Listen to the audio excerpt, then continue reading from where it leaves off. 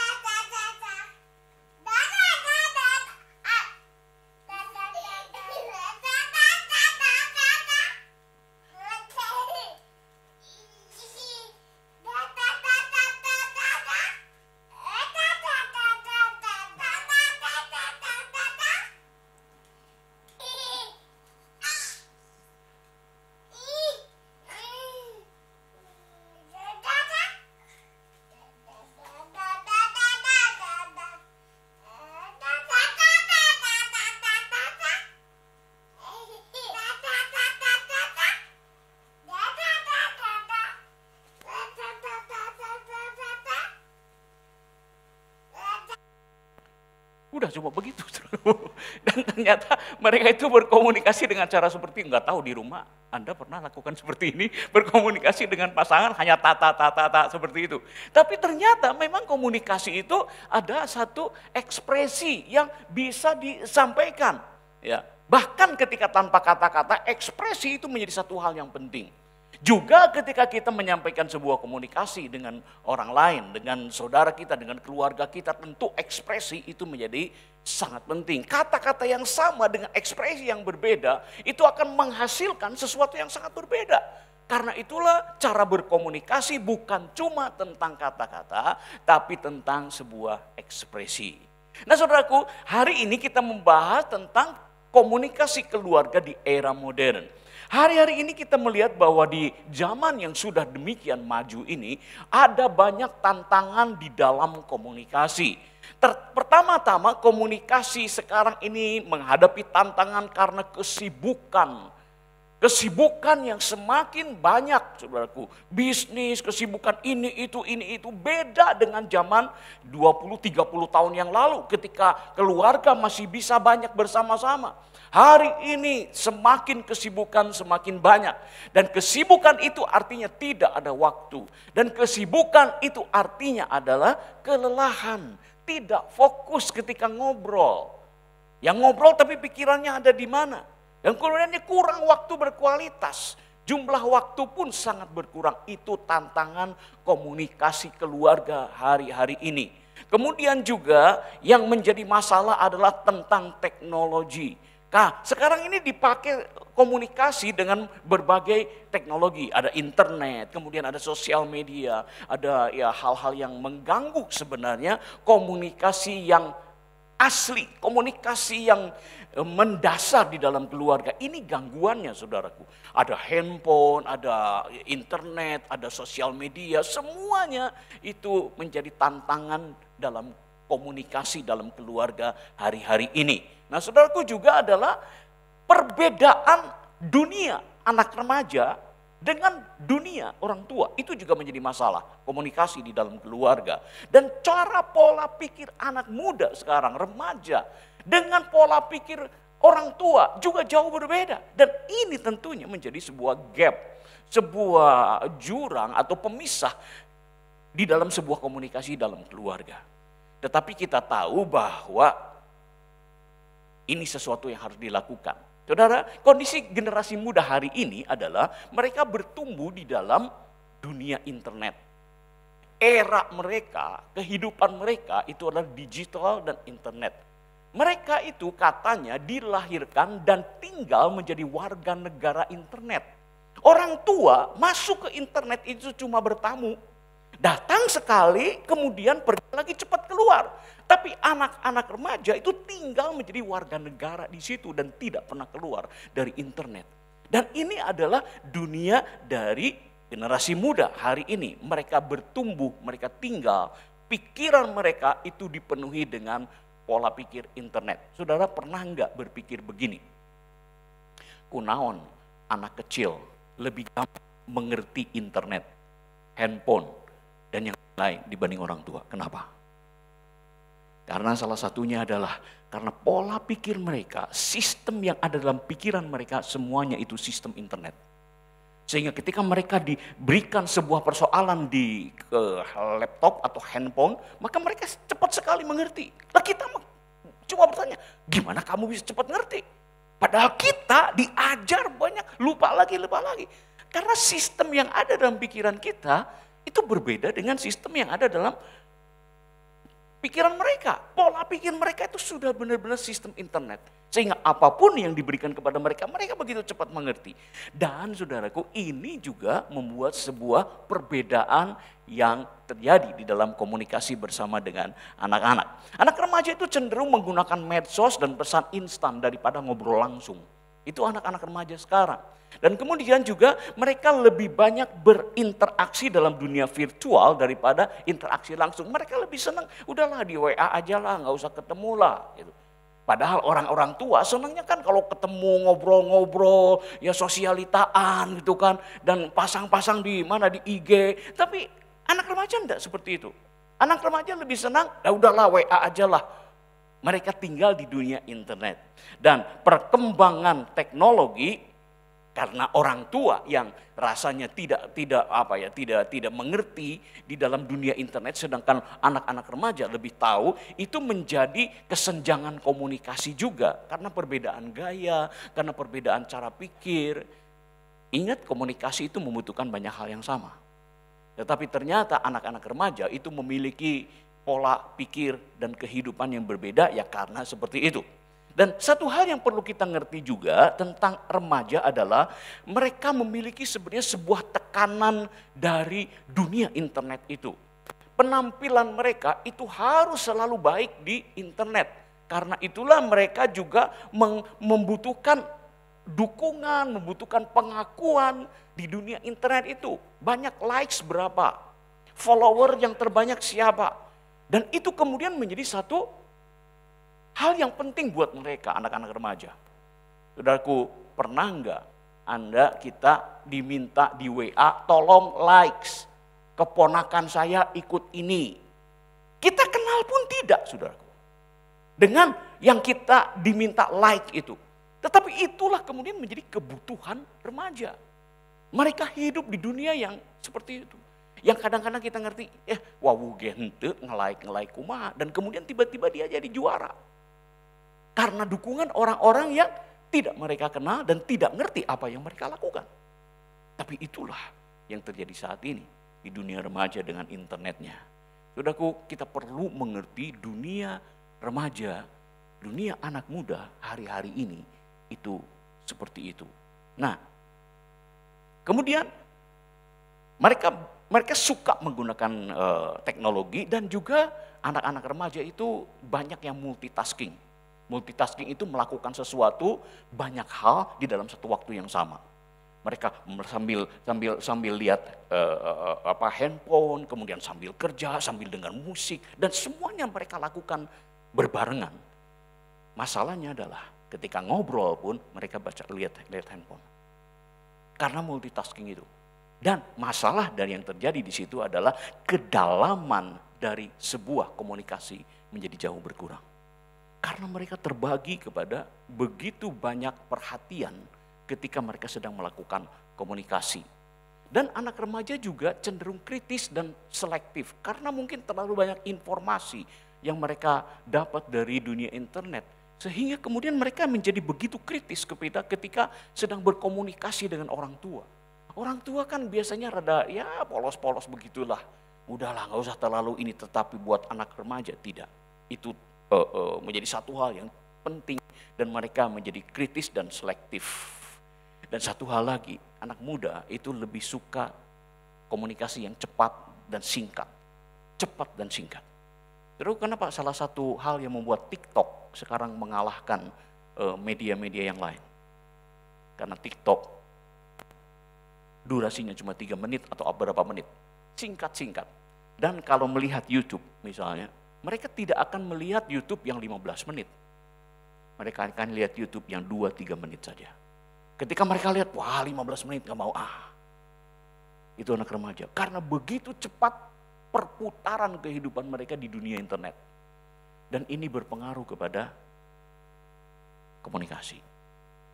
Jadi ketika kita berkomunikasi dengan anak remaja, mungkin kita akan menghadapi hal-hal seperti itu dan kita udah ngerti. Bahwa mereka itu memang seperti itu. Dibentuk oleh lingkungan, oleh dunia mereka itu seperti itu. Apalagi anak-anak yang lahir di zaman-zaman hari ini yang generasi alpha disebutnya. Generasi yang baru belasan tahun hari ini. Dan mereka itu memiliki satu kebiasaan yang lebih internet daripada waktu-waktu sebelumnya. Kita tidak bisa mengerti sekarang apa yang akan terjadi dengan anak-anak yang akan lahir di tahun 2030 nanti. Nggak tahu. Tetapi perubahan begitu cepat. Dan tentunya ini menjadi sebuah tantangan di dalam komunikasi, di dalam keluarga. Saudara, kita perlu mengerti ini tentunya supaya kita tidak salah ngerti ketika berkomunikasi dengan mereka. Saya pernah makan bersama seseorang, satu keluarga di sebuah rumah makan, dan ketika makan, ini pikiran orang tua nih, pikiran orang tua. Kita budak teh nempuan we handphone keur ngobrol jeung keluarga ngoprek handphone we terus. Ternyata saudara dia sedang berbisnis. Kita nggak tahu. Mereka sedang berbisnis. Mereka sedang menawarkan sesuatu melalui Instagram misalnya atau apapun di media sosial. Tetapi itulah dunia remaja. Dunia anak muda saat-saat ini. Dan kita perlu sekarang ini mengerti, memahami apa yang sedang terjadi di generasi yang muda. Ya, oke. Nah saudara, tetapi bagaimanapun juga kita perlu memiliki satu komunikasi yang positif di dalam keluarga. Dalam hal ini dengan remaja. Kita perlu tetap memiliki komunikasi yang baik dan positif. Artinya kita perlu memang mengusahakan. Karena melalui komunikasi itulah kita bisa memiliki kesempatan membentuk kepribadian seorang anak. Bayangkan kalau tanpa komunikasi. Lalu apa jadinya mereka? Yang mereka dapat cuma informasi dari internet yang kita nggak tahu dari mana. Karena orang tua tidak mengerti. Dan mereka mendapat sumber apapun nggak tahu dari mana. Karena itulah kita sebagai orang tua tentunya perlu memiliki sebuah komunikasi yang positif dengan mereka untuk membentuk kepribadian seorang anak itu seperti apa. Dan kemudian juga adalah membentuk citra diri positif, saudara, percaya diri. Itu komunikasi yang baik dalam keluarga. Itu membuat seorang anak mudah berkomunikasi dengan orang lain. Karena mereka biasanya itu berkomunikasi di internet, sehingga mereka mungkin perlu juga mengalami sebuah komunikasi di dalam keluarga. Supaya mereka lebih tahu bagaimana bisa berhubungan dengan orang lain. Dan juga komunikasi yang positif di dalam keluarga itu akan menjadi teladan bagaimana mereka akan memiliki keluarga nanti. Ketika mereka berusaha juga untuk memiliki satu komunikasi yang baik dengan anak-anak mereka. Jadi ini sesuatu yang harus diusahakan memang di tengah dunia yang semakin modern ini. Di dalam keluarga itu perlu adanya komunikasi. Nah, bagaimana caranya membangun komunikasi dengan remaja? Ya, ini kita ngomong soal remaja dulu ya. Nah, saudara, yang pertama adalah orang tua berusaha terlibat dalam minat mereka dan belajar dari mereka. Nggak gampang ya. Karena seorang orang tua harus belajar dunia yang dihidupi oleh anak-anak remaja.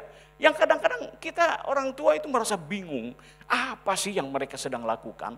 Ngomongnya juga nggak ngerti bahasa-bahasa yang mereka pakai juga kadang-kadang berbeda. Itu ngomong apa, ada kudet, ada gaje, ada segala macam. Itu apa juga itu. Dan itu belajar kita sebagai orang tua untuk memiliki sebuah komunikasi, kita perlu belajar dan terlibat dalam apa yang mereka suka. Apa yang menjadi minat dan belajar dari mereka. Apa itu? Coba papi pengen tahu, mami mau tahu bagaimana itu. Walaupun kadang-kadang atau bahkan seringkali anak remaja kehilangan kesabaran ketika menceritakan sesuatu dunia mereka kepada kita yang memiliki dunia yang berbeda. Tapi nggak apa-apa lah. Nggak apa-apa, perlu usaha memang. Perlu usaha untuk belajar mempersatukan dua dunia yang cukup berbeda hari-hari ini. Belajar dari mereka, banyak tanya kepada mereka. Dan belajar mengerti dunia virtual itu seperti apa. Internet itu seperti apa. Supaya ada komunikasi yang bisa dibangun dengan anak-anak. Dan kemudian belajar gunakan teknologi untuk berkomunikasi dengan mereka. Masuk ke dalam dunia mereka dan belajar menggunakan sosial media misalnya. Saudaraku, yang kita sering dengar adalah sosial media itu gangguan. Bisakah hari ini kita mengusahakan itu menjadi sebuah fasilitas yang baik untuk berkomunikasi dengan mereka?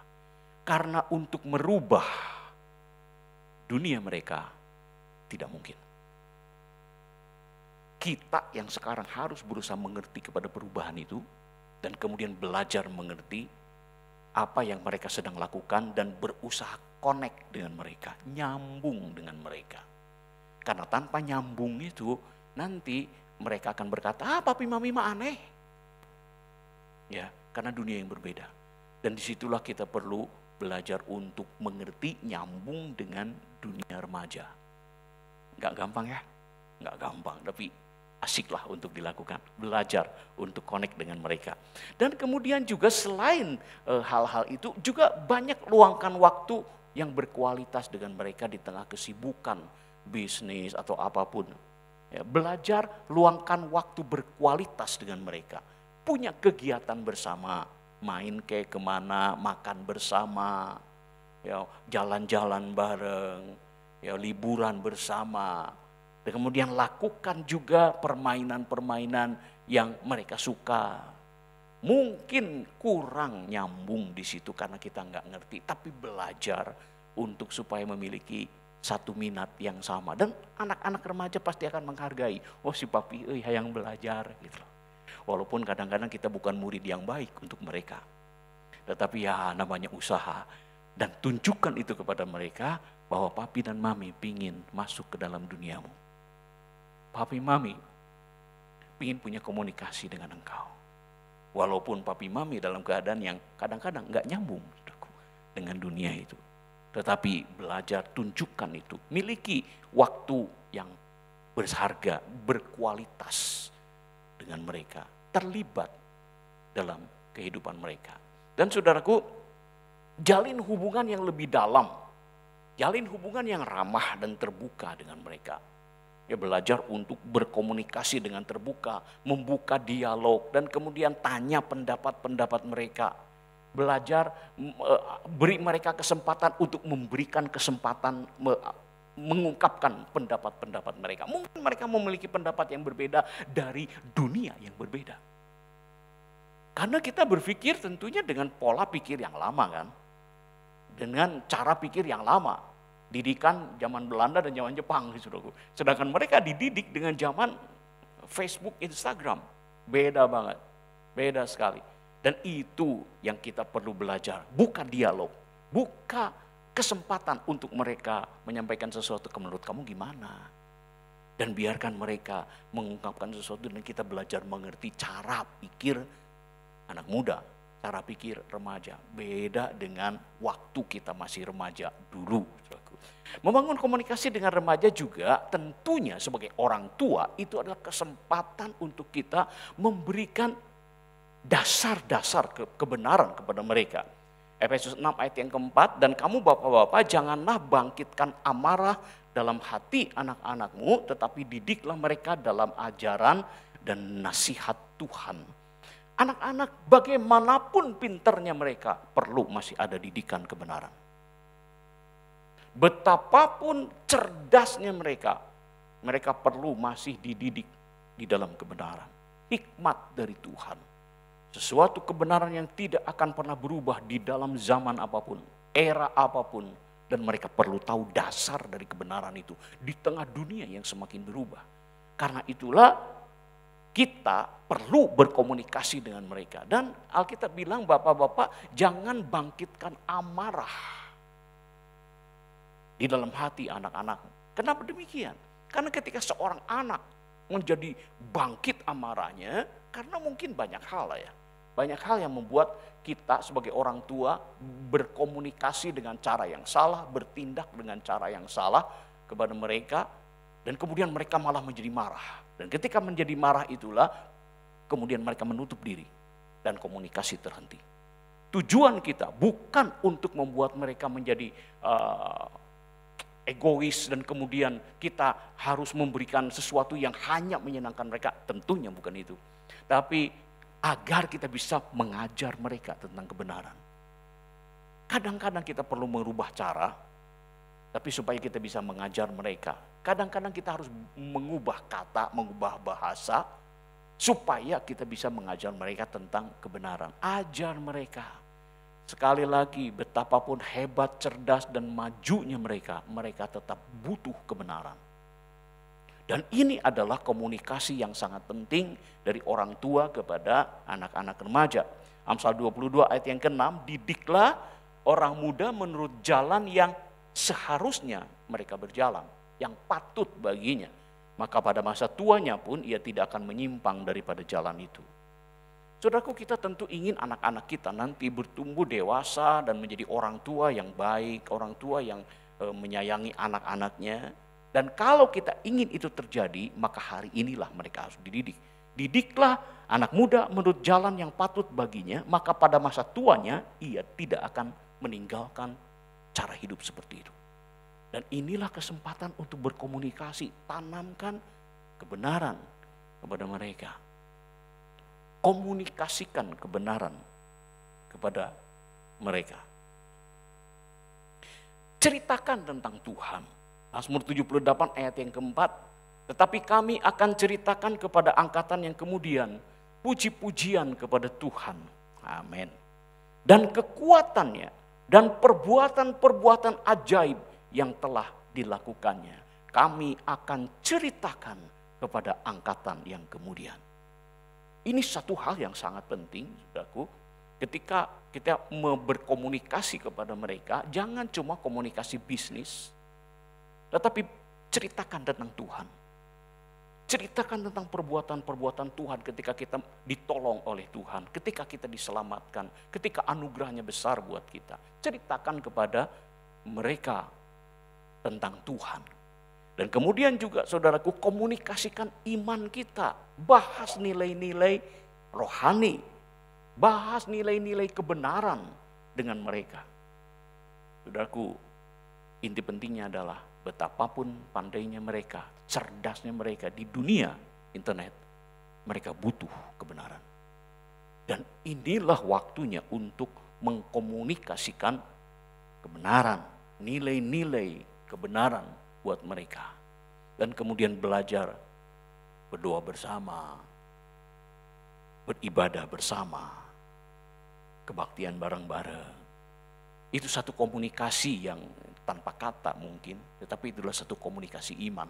Ketika keluarga datang bareng-bareng, beribadah bersama-sama. Itu sebuah komunikasi iman. Nah, saudara, komunikasi juga tentunya bukan cuma dengan anak-anak, tetapi dengan seluruh isi keluarga. Apa sih arti komunikasi? Komunikasi itu artinya adalah menjembatani perbedaan yang mungkin ada. Cara pikir, pengertian yang berbeda, sehingga salah paham. Komunikasi itu bisa menjembatani hal itu. Jadi artinya adalah komunikasi itu bukan cuma menyampaikan kata-kata. Kan orang geus ngomong. Tetapi pasangan, anak berkata, ya tapi kan saya tengarti. Dan ini komunikasi yang gak nyambung. Jadi sebuah komunikasi itu bukan cuma menyampaikan kata-kata, tetapi berusaha untuk saling mengerti. Maksud dari komunikasi itu apa? Dan itu satu hal yang perlu kita pikirkan, perlu kita perhatikan. Ada sebuah teknik katanya di orang Indian, ada tongkat bicara. Ya, tongkat bicara itu adalah tongkat untuk berkomunikasi. Caranya adalah orang yang pegang tongkat adalah orang yang berhak untuk bicara. Dan kemudian orang lain cuma dengar, tidak boleh ngomong, kecuali mengatakan bahwa oh maksud kamu adalah ini. Kalau sudah dimengerti, baru tongkat Indian itu berpindah ke tangan yang lain dan dia boleh ngomong hal yang lain. Ini ada satu teknik yang saya pikir memang terlalu ini ya. Tetapi ada satu prinsip yang kita terima di situ bahwa berkomunikasi itu bukan cuma berbicara. Tapi pastikan bahwa tujuan kita berkomunikasi dimengerti dan saling mengerti. Itu tercapai di situ. Karena banyak kali saudara, cara ngomong membuat salah tangkap. Iya kan? Ekspresi yang salah membuat salah ngerti. Maksudnya bukan ke sana, tapi cara ngomongnya salah. Sehingga membuat salah tangkap. Dan ini tentunya sebuah komunikasi yang perlu kita pelajari. Bagaimana cara untuk berkomunikasi dengan baik. Berkomunikasi dengan benar. Nah, setelah ada beberapa hal yang dikatakan oleh Alkitab. Yang pertama adalah belajar mendengar. Ketika ngobrol, belajar mendengar. Saudaraku, enakan ngomong, enakan dengar. Mana yang lebih membuat kita bersemangat? Mendengar atau ngomong? Biasanya saudaraku bicara kan. Berbicara itu membuat kita lebih bersemangat ya, daripada mendengar. Tapi Alkitab bilang, hei saudara-saudara yang gue kasih, ingatlah hal ini. Ingat tuh, karena sering lupa. Ingatlah hal ini, setiap orang hendaklah cepat untuk dengar, lambat untuk ngomong. Nah kita kadang-kadang kurang bisa melakukan atau kurang pandai melakukan hal ini. Kita lebih cepat ngomong daripada dengar. Kita lebih bersemangat untuk cepat-cepat ngomong daripada lama-lama dengar. Bahkan kalau perlu kita memotong pembicaraan orang lain ketika sedang berbicara.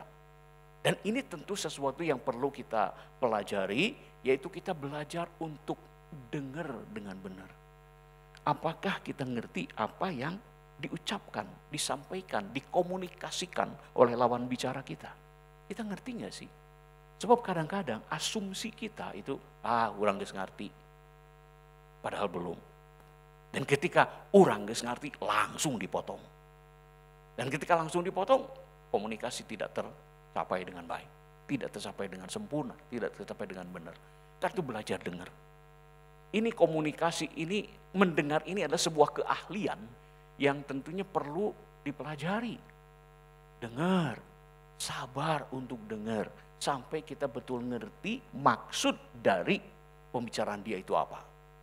Belum tentu apa yang kita pikirkan itu seperti apa yang dia maksudkan. Karena saudara, ketika kita dengar sesuatu, kadang-kadang pikiran kita udah jalan duluan kan. Ketika udah jalan duluan, kita sudah merasa bahwa pasti kadinya. Padahal enggak. Padahal bukan itu. Padahal dia baru pembukaan. Saudaraku, ada tujuan yang lebih jauh yang ingin dia ucapkan, tapi kita sudah berusaha merasa mengerti, sehingga kemudian kita potong langsung. Padahal bukan itu maksudnya. Nah saudaraku, kita harus belajar untuk mendengar.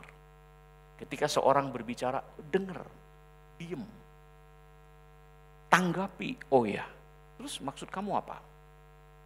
Dan ini akan membuat komunikasi menjadi baik, komunikasi menjadi tidak salah tangkap, tidak salah ngerti, dengar. Yang kedua adalah lemah lembut. Amsal 15 ayat yang ke-1, jawaban yang lemah lembut meredakan kegeraman, tapi perkataan yang pedas membangkitkan amarah. Ini sebuah hal yang sering terjadi ketika sebuah hal yang baik dikomunikasikan dengan cara yang salah dan menimbulkan pertengkaran.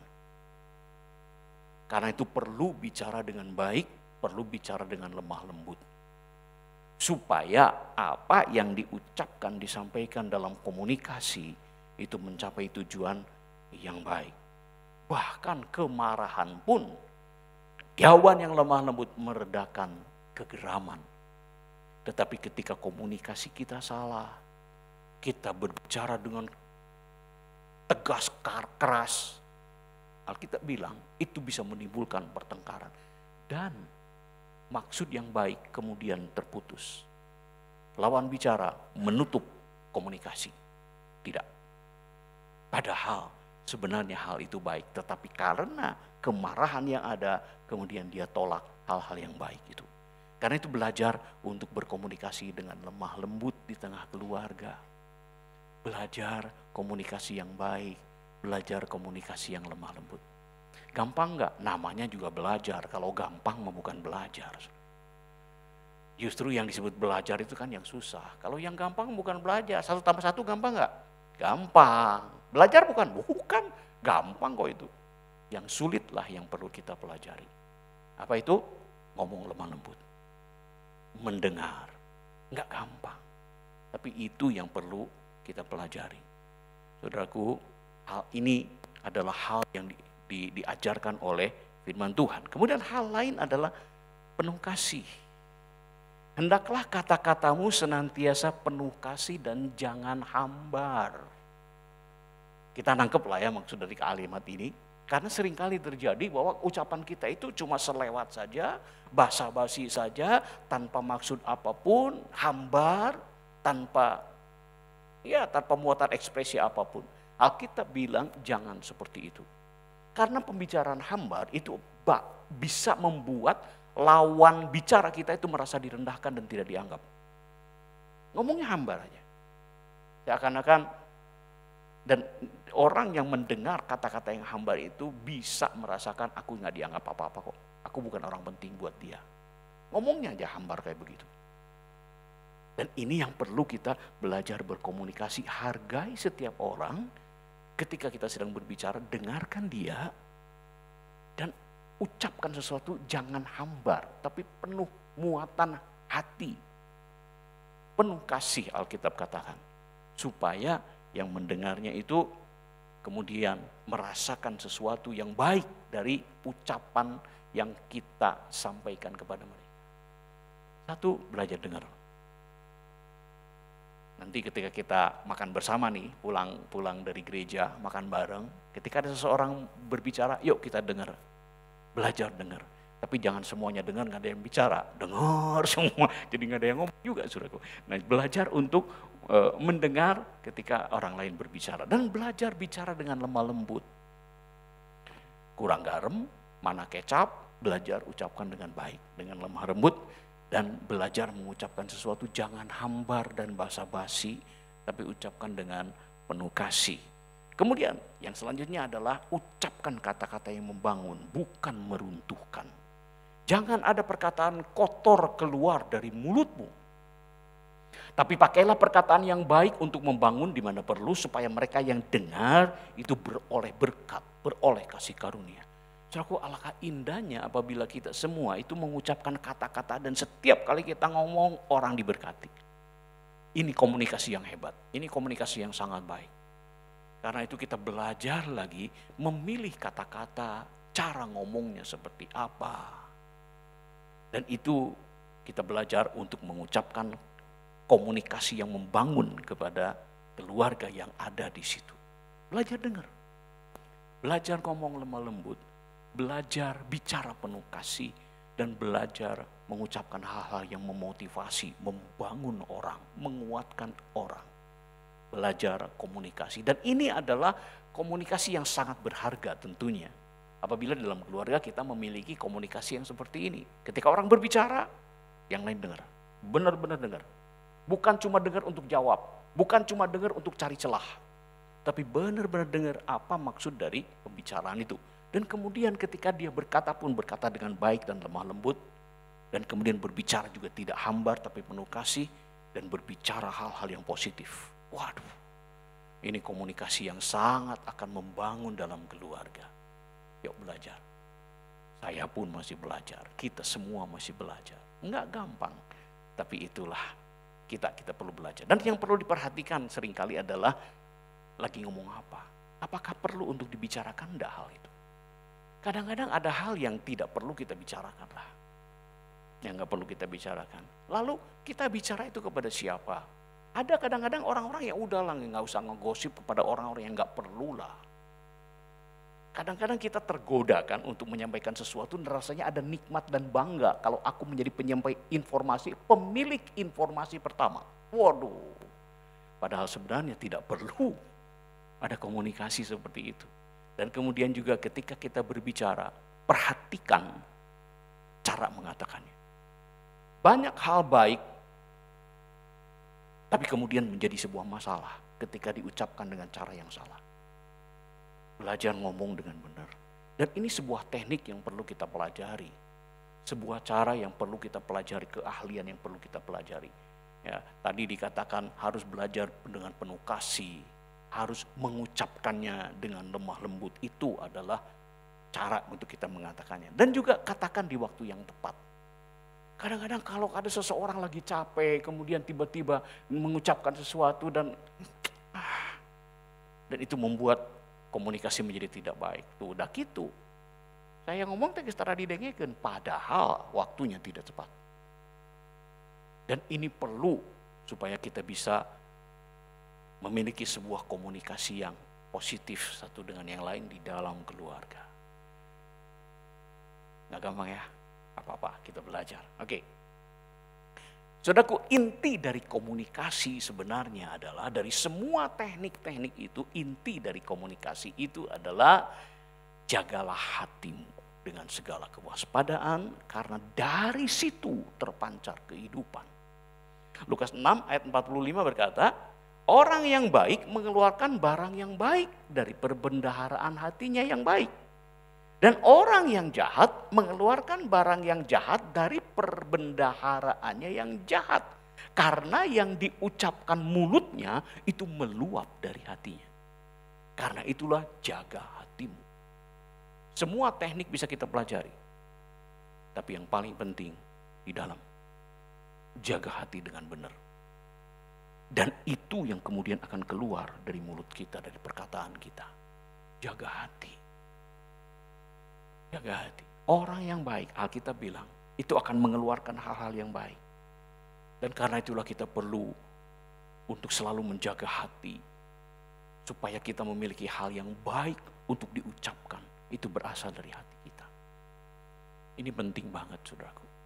Untuk memiliki hati yang baik, jaga hati dengan semua kewaspadaan. Itu akar dari komunikasi yang baik, hatinya. Satu kali, saudaraku, ada orang berkata gini, jangan menilai seseorang sampai kamu berbicara dengan dia. Dan kalau sudah berbicara dengan dia, baru kita tahu karena apa yang keluar dari mulutnya itu dari hatinya. Ya kadang-kadang kan kita menilai orang, wah geus nyaholah dari bengetna, dari penampilannya, udah tahu lah. Tapi nasihat tadi yang pernah saya baca berkata demikian, jangan menilai seseorang sebelum kamu berbicara dengan dia. Kalau sudah ngomong dengan dia, barulah kita tahu siapa dia yang sebenarnya. Wah, ternyata dia orang yang baik hatinya. Ternyata dia orang yang penuh kasih. Ternyata dia orang yang penuh kepedulian. Nah saudara, jadi inti dari komunikasi itu adalah pelihara hati. Hati yang pahit akan membuat kita mengeluarkan ucapan yang pahit. Aduh saudaraku, kadang-kadang kalau berbicara dengan seorang, dan kita tahu kan, kalau dia berbicara dan kemudian kepahitan, menghakimi orang, menuduh orang, menjelekkan orang, ya, dan ya kita tahu satu hal, hidupnya penuh kepahitan. Dan ketika dia bicara, pasti pahit. Karena apa? Karena itu yang dia punya dalam hatinya. Dan itu yang dia keluarkan. Tetapi apabila hatinya penuh dengan kasih, hatinya penuh dengan ucapan syukur, hatinya penuh dengan iman, ngomongnya beda pasti. Karena itu saudaraku, untuk membangun komunikasi yang baik, jaga hati. Isi hati dengan hal-hal yang baik. Buang hal-hal yang pahit, buang hal luka, kecewa, penghakiman. Buang saja itu. Dan ketika hati kita bersih, hati kita penuh kasih, maka akan diucapkan apa yang keluar dari mulut itu berasal dari hati. Dan bayangkan sebuah keluarga yang memiliki komunikasi sedemikian. Itu komunikasi yang sangat baik di era apapun, termasuk di era modern. Teknik bisa kita usahakan, bagaimana berbicara dengan remaja, bagaimana cara berbicara, berkomunikasi dengan baik. Tetapi hati itulah sumber daripada semuanya. Karena kita perlu memiliki hati yang terjaga, hati yang baik.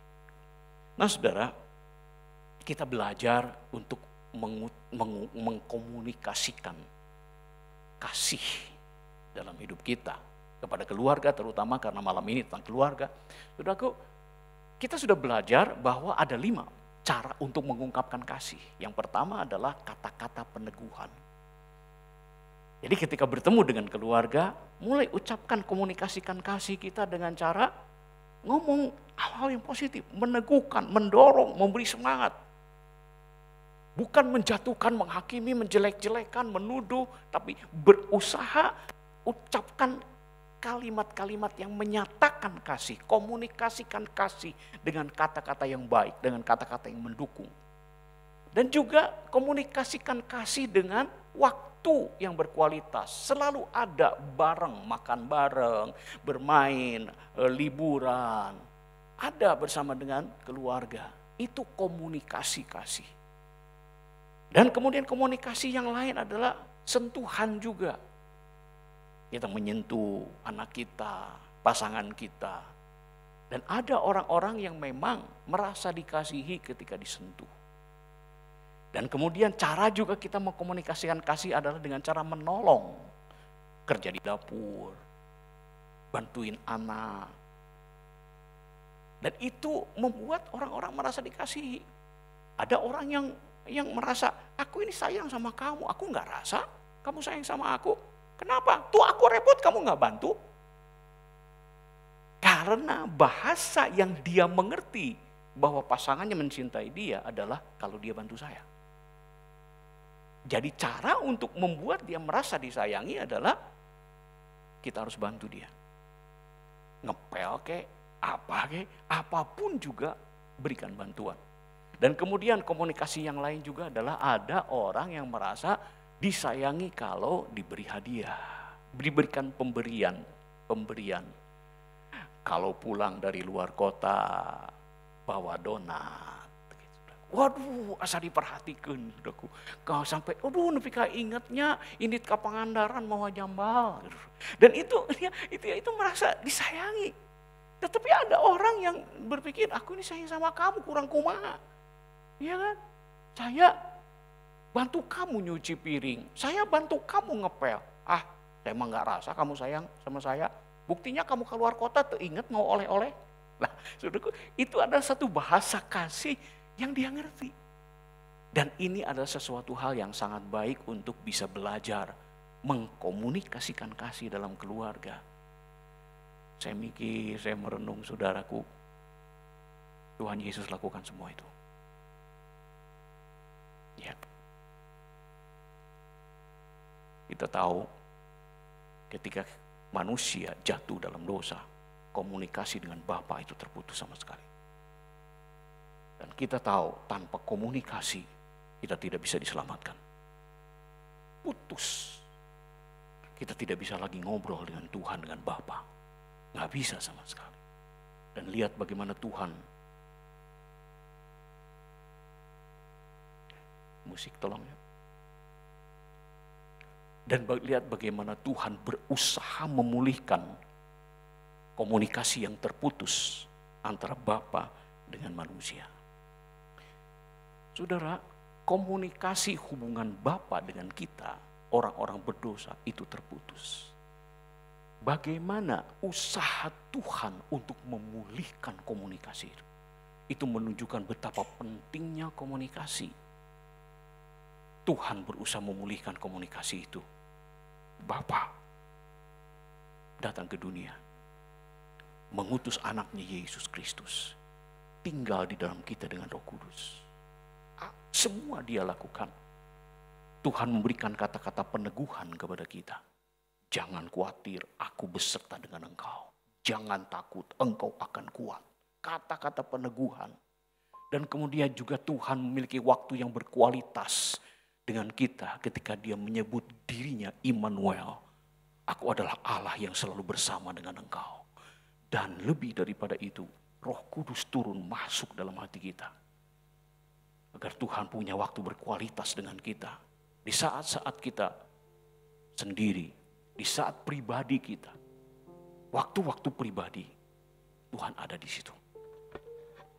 Dia berusaha memulihkan komunikasi itu dengan kita. Dia berusaha mengkomunikasikan kasih itu kepada kita. Tuhan juga berkata, sampai masa tuamu aku tetap gendong kamu. Ada sebuah sentuhan yang hanya dapat, ya kita mengerti itu menyalurkan kasih. Saudaraku, ada seorang berkata begini, semua orang tahu dia itu bapak saya. Dan anak itu juga tahu bahwa dia itu bapaknya. Tetapi beda ketika seorang ayah memeluk anak itu, digendongnya anaknya, dipeluknya anaknya. Dan disitulah ayah bukan cuma sebuah teori, ayah bukan cuma sebuah pengetahuan, tapi ayah adalah sebuah pengalaman. Bapa di surga itu lakukan itu kepada kita. Berkomunikasi, mengkomunikasikan kasihnya kepada kita. Kalaupun engkau sudah tua, aku tetap akan gendong kamu. Sudah bisa lihat itu. Dan apalagi yang Tuhan lakukan, dia menolong kita dalam segala hal. Dalam semua hal, Tuhan ekspresikan, komunikasikan kasihnya kepada kita. Dia tolong kita, dia bantu kita dalam banyak hal. Dia berkati kita. Dan juga Tuhan memberikan hadiah terbaik. Dirinya sendiri. Dia turun ke bumi. Mati di atas kayu salib.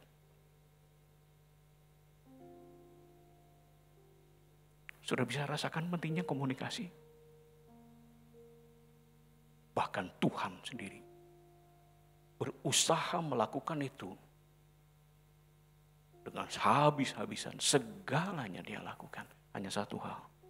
Tuhan ingin berkomunikasi dengan kita. Memiliki satu hubungan yang baik dengan kita. Saudara, bagaimana dengan keluarga kita? Kita kadang-kadang malas hanya untuk belajar, untuk mendengar. Kita kadang-kadang cukup malas ketika kita harus menguasai diri untuk berkata dengan lemah lembut. Tapi malam hari ini, inilah komunikasi yang sangat-sangat berharga yang perlu kita lakukan dalam keluarga. Ingat keluarga kita hari ini. Dan biarlah kita memiliki kerinduan untuk memiliki satu keluarga yang berkomunikasi dengan baik. Zaman boleh berganti, saudara. Dan kita berusaha untuk bisa nyambung dengan generasi-generasi yang kemudian. Usaha kita kadang-kadang tidak terlalu berhasil. Tetapi saudara, ketika kita melakukannya dengan kasih, mereka tahu. Mereka mengerti dan itulah komunikasi yang paling kuat. Ketika kasih itu dikomunikasikan dalam keluarga kita. Haleluya. Mari kita berdoa.